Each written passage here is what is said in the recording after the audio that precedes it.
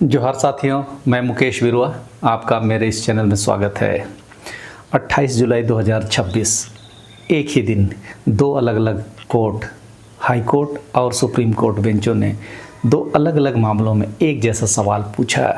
क्या schedule caste और schedule tribe के लिए बने संवैधानिक आयोग असल में कोई हुक्म चला भी सकते हैं या सिर्फ सिफारिश कर सकते हैं? दिल्ली में सुप्रीम कोर्ट ने national commission for schedule caste यानी एनसीएससी का एक आदेश रद्द कर दिया और उसी दिन केरल हाई कोर्ट ने national commission for schedule tribes यानी एनसीएसटी से सीधा सवाल पूछा, आपको आदेश पारित करने का अधिकार किसने दिया? अगर आप आदिवासी अधिकारों से जुड़े मसलों पर काम करते हैं, चाहे वो जल, जंगल, ज़मीन का मामला हो, फॉरेस्ट राइट एक्ट के तहत दावा हो या पेशा के तहत ग्राम सभा का फैसला, तो यह वीडियो आपके लिए ज़रूरी है। क्योंकि सवाल सिर्फ यह सेवा विवाद का नहीं है। सवाल यह है कि जब प्रशासन आपकी बात नहीं मानता तो आप जिस संवैधानिक संस्था के पास शिकायत लेकर जाते हैं, क्या उसके पास असल में दांत भी हैं या सिर्फ हल्ला है, आवाज़ है? कहानी शुरू होती है 1997 में।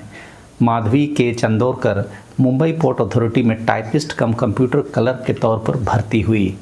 2002 में केंद्र सरकार के एक ऑफिस मेमोरेंडम के तहत आरक्षण से प्रमोशन पाने वाले SC/ST कर्मचारियों को कंसिक्वेंशियल सीनियरिटी यानी प्रमोशन के साथ वरीयता का लाभ मिलना तय हुआ। इसी नियम के तहत चंदोरकर स्टेनोग्राफ ग्रेड 1 पद पर पहुंची, लेकिन 2016 में बॉम्बे हाई कोर्ट ने एक अलग याचिका में 2002 का यह मेमोरेंडम रद्द कर दिया। नतीजा, पोर्ट अथॉरिटी ने पूरी वरीयता सूची फिर से बनाई और चंदोरकर को ग्रेड 1 से ग्रेड 2 पर वापस डिमोट कर दिया, वो भी पिछली तारीख से। चंदोरकर अनुसूचित जाति आयोग के पास पहुंची। अनुसूचित जाति आयोग ने 2024 में आदेश दिया कि पोर्ट अथॉरिटी आरक्षण नियमों का पालन करे, प्रमोशन बहाल करे और 30 दिन में बकाया एरियर का भुगतान करे और एक्शन टेकन रिपोर्ट सौंपे। पोर्ट अथॉरिटी ने इस आदेश को बॉम्बे हाई कोर्ट में चुनौती दी, यह कहते हुए कि एनसीएससी के पास ऐसा बाध्यकारी आदेश देने की संवैधानिक शक्ति ही नहीं है। बॉम्बे हाई कोर्ट ने यह चुनौती खारिज कर दी। मामला सुप्रीम कोर्ट पहुंचा। 28 जुलाई 2026 को जस्टिस संजय करोल और जस्टिस अगस्टीन जॉर्ज मसीह की बेंच ने अपना फैसला सुनाया और यह फैसला सिर्फ चंदोरकर के केस तक सीमित नहीं रहा। इसने पूरे भारत में SC/ST आयोगों की मूल शक्ति पर एक सैद्धांतिक रेखा खींच दी। फैसले का कानूनी सार यह है कि यह सिफारिशी है, न्यायिक निर्णय वाला नहीं। कोर्ट के फैसले को समझने के लिए 3 शब्द हमें याद रखना पड़ेगा। एक तो इन्वेस्टिगेट, रेकमेंड और एजुकेट नहीं, यानी कि निर्णय करना नहीं। एजुकेट नहीं का मतलब अनुच्छेद 338 के तहत अनुसूचित जाति आयोग को शिकायतों की जांच करने और सिविल कोर्ट जैसी कुछ शक्तियां दी गई है, गवाह बुलाना, सबूत लेना, दस्तावेज मंगवाना। लेकिन कोर्ट ने साफ कहा कि यह जांच की शक्ति है, फैसला सुनाने की नहीं। कोर्ट ने 1996 के एक पुराने मामले all India Indian overseas bank SC/ST employees welfare association बनाम भारत संघ का हवाला देते हुए दोहराया कि आयोग तथ्य दर्ज कर सकता है और उसके आधार पर केंद्र या राज्य सरकार से कार्रवाई की सिफारिश कर सकता है, लेकिन खुद कोई बाध्यकारी आदेश पारित नहीं कर सकता। एनसीएससी ने दलील दी थी कि अनुच्छेद 338(5) में जो शब्द सेफगार्ड्स यानी सुरक्षा उपाय आया है, उसमें एक इन्फोर्समेंट लिम्ब यानी लागू कराने की शक्ति भी छिपी है। कोर्ट ने इस दलील को सिरे से खारिज कर दिया, कहा कि अनुच्छेद की भाषा से ऐसा कोई मतलब नहीं निकलता। ज़्यादा से ज़्यादा यह सिफारिशी अधिकार है, फैसला सुनाने का नहीं। नतीजा, अनुसूचित जाति आयोग का एरियर भुगतान वाला आदेश संविधान के विपरीत और कानूनन नॉन ईस्ट यानी शुरू से ही अस्तित्वविहीन घोषित कर दिया गया। यहाँ सबसे महत्वपूर्ण लाइन, फैसले ने कोर्ट ने यह वाक्य लिखा जो इस पूरे विश्लेषण की बुनियाद है। कोर्ट ने कहा कि अनुसूचित जाति आयोग और इसके अनुच्छेद 338A, 338B इसके तहत बने साथी संस्थान यानी national commission for schedule tribes और national commission for backward classes सामाजिक हित की दृष्टि से बनी संवैधानिक संस्थाएं जरूर है, लेकिन विधायिका ने इन्हें सिफारिशी और सलाहकार भूमिका दी है, न्यायिक या फैसला सुनाने वाली भूमिका नहीं। दूसरे शब्दों में कोर्ट ने खुद अपनी मर्जी से NCST को इस फैसले के दायरे में खींच लिया। या किसी विश्लेषक की अटकल नहीं है, यह फैसले के मूल पाठ में अब मौजूद है। अब सवाल यह है कि क्या यह वाकई NCST पर भी लागू होगा। इसे समझने के लिए संविधान की बनावट को हम देखते हैं। देखिए, अनुच्छेद 338 है, ये national commission for schedule caste है। फिर अनुच्छेद 338A, ये national commission for schedule tribe है। अनुच्छेद 338B, national commission for backward classes. तीनों अनुच्छेद लगभग शब्द द शब्द एक जैसे बनाए गए हैं। तीनों में जांच की शक्ति एक जैसी भाषा में दी गई है।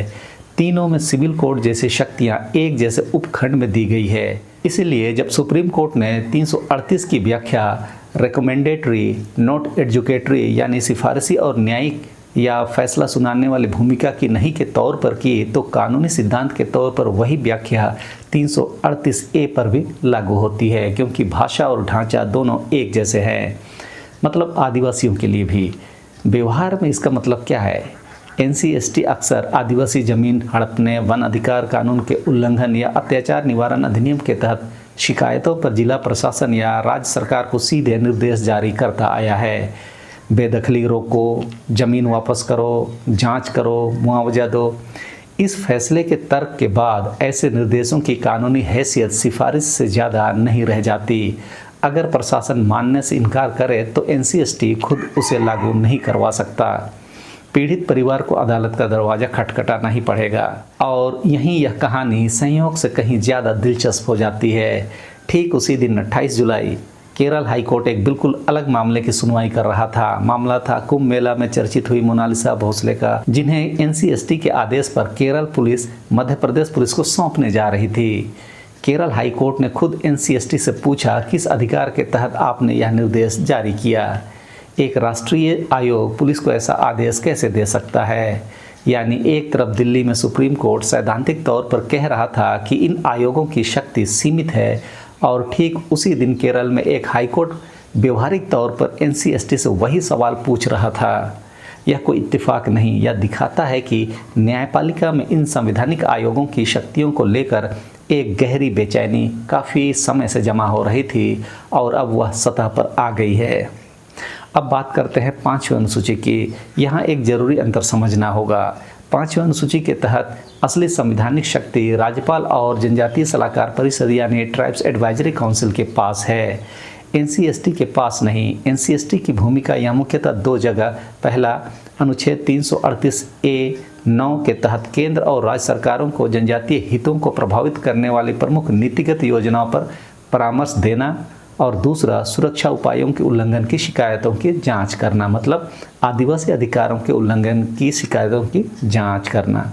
यह फैसला 5वीं अनुसूची के ढांचे को सीधे नहीं बदलता। राज्यपाल की शक्तियाँ, 5वीं अनुसूची का पैरा 5, वो सब पहले जैसे ही बने रहेंगे, लेकिन यह एक भ्रम जरूर तोड़ता है। यह भ्रम कि NCST 5वीं अनुसूची क्षेत्रों में उल्लंघन रोकने के लिए एक स्वतंत्र बाध्यकारी इन्फोर्समेंट इकाई है। असल में इन्फोर्समेंट की जिम्मेदारी हमेशा से राज्यपाल, राज्य प्रशासन और अंततः अदालतों की रही है। NCST सिर्फ आवाज़ उठाने और सिफारिश करने वाली संस्था है।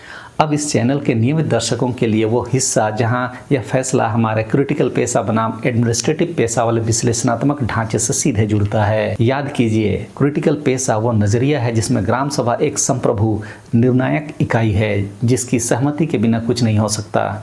एडमिनिस्ट्रेटिव पेशा वो नज़रिया है जिसमें ग्राम सभा को सिर्फ एक सलाहकार, परामर्शदाता निकाय बना दिया जाता है जिसकी राय ली जाती है पर माना जाना जरूरी नहीं है। NCSC के इस फैसले में हमने बिल्कुल यही पैटर्न दोहराते देखा। एक संवैधानिक संस्था जिसे कमजोर वर्ग की सुरक्षा के लिए बनाया गया, कोर्ट ने साफ कर दिया कि वह क्रिटिकल यानी निर्णायक भूमिका में नहीं है, वह सिर्फ एडमिनिस्ट्रेटिव यानी सलाहकार भूमिका में है। यह चेतावनी है, जब भी कोई संस्था, चाहे वो ग्राम सभा हो या NCST, बिना ठोस स्पष्ट कानून में लिखी हुई इन्फोर्समेंट पावर के बनाई जाती है तो अदालतें देर सवेर उसकी शक्ति को सिफारिश के दर्जे तक सीमित कर सकती है। पेशा अधिनियम में ग्राम सभा को कागज पर व्यापक शक्तियाँ दी गई। भूमि अधिग्रहण पर परामर्श, लघु वनोपज पर स्वामित्व, नशाबंदी पर नियंत्रण, लेकिन जब भी यह सवाल अदालत में जाता है, यह सहमति है या सिर्फ परामर्श, तो प्रशासन अक्सर वही दलील देता है जो इस केस में एनसीएससी यानी कि अनुसूचित जाति आयोग ने दी कि हमारी शक्ति सिर्फ सलाह देने तक सीमित नहीं बल्कि इसमें इन्फोर्समेंट भी शामिल है। और यह फैसला दिखाता है कि अदालतें ऐसी दलीलों को कितनी आसानी से खारिज कर सकती है अगर कानून के मूल पाठ में साफ शब्दों में बाध्यकारी शक्ति ना लिखी हो।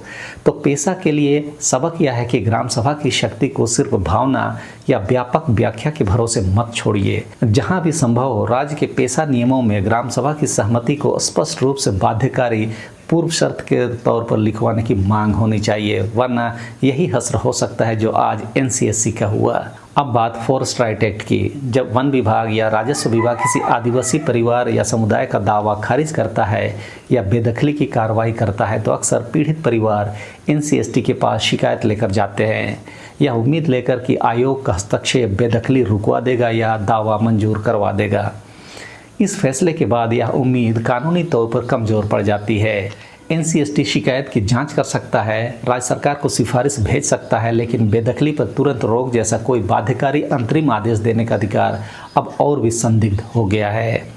व्यवहारिक सलाह यह है कि एफआरए के तहत बने असली प्रवर्तन ढांचे का इस्तेमाल प्राथमिकता से होना चाहिए, मतलब जो भी इन्फोर्समेंट शक्ति है। ग्राम सभा स्तर की वन अधिकार समिति, उपमंडल स्तर समिति, जिला स्तर समिति और राज्य स्तर निगरानी समिति, और जहां इनसे राहत ना मिले वहां सीधे हाई कोर्ट में रिट याचिका ही सबसे मजबूत रास्ता है। एनसीएसटी की शिकायत को अंतिम उपाय नहीं, सिर्फ एक सहायक कदम मानिए। तो आखिर में सवाल यह है कि क्या एनसीएसटी, एनसीएससी और एनसीबीसी जैसी संस्थाएं बेकार हैं? नहीं, इनकी जांच शक्ति, सार्वजनिक रिपोर्टिंग और सिफारिशों का राजनीतिक और सामाजिक दबाव आज भी मायने रखता है। लेकिन यह फैसला एक ज़रूरी सच्चाई सामने लाता है। भारत में ज़्यादातर संवैधानिक आयोग, चाहे वो मानवाधिकार आयोग हो, महिला आयोग हो या SC/ST आयोग, इन्हें अर्ध न्यायिक ट्रिब्यूनल का दर्जा कभी नहीं मिला। इनकी शक्ति हमेशा से सिफारिशी रही है और अदालतें अब इस हकीकत को बार बार स्पष्ट कर रही है। इसका मतलब है असली जवाबदेही सिर्फ आयोग की सिफारिश से नहीं बल्कि उस सिफारिश को कानून, नीति और अदालत के जरिए बाध्यकारी बनाने की सतत लड़ाई से आएगी। यही वह जगह है जहां जागरूक नागरिक पत्रकारिता, कानूनी साक्षरता और संगठित समुदाय दबाव की भूमिका शुरू कर सकती है। अगर आपको यह विश्लेषण उपयोगी लगा हो तो कमेंट में बताइए आपके राज्य में पेशा या एफआरए के तहत ग्राम सभा के फैसलों को प्रशासन ने अभी तक सिर्फ सलाह कहकर नज़रअंदाज किया है। आप भी खुद पढ़िए और चैनल को भी सब्सक्राइब कर लीजिए, क्योंकि आदिवासी अधिकारों के संबंध में बहुत सारी जानकारी आपको मेरे चैनल में मिलेगी। जैसे जैसे ये मामला आगे बढ़ेगा हम उसे भी ट्रैक करके यहाँ जानकारी ज़रूर देंगे। तो इस वीडियो में इस समय के लिए इतना ही। सबको धन्यवाद। जोहार।